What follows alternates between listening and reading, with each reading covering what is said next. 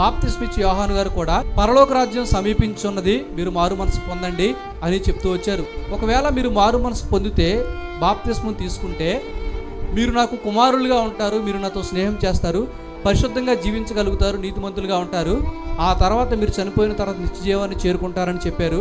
అదే బాప్తిస్మిచ్చి యోహాను గారు ఏమని చెప్తూ ఉంటారంటే, మీరు కానీ బాప్తిస్మం తీసుకోకపోతే, మీరు కానీ మీ మనసును మార్చుకోకపోతే దేవుని రాజ్యం సమీపిస్తుంది అని మేము చెప్పిన మాటలు మీరు వినకపోతే మీరు నిత్య నరకానికి పాత్రులుగా తయారవుతారు అని ఆయన చెప్తూ వచ్చిన సందర్భాలు కూడా ఉన్నాయి. ఈ రక్షణ అనేది మన జీవితంలో చాలా ప్రాముఖ్యం.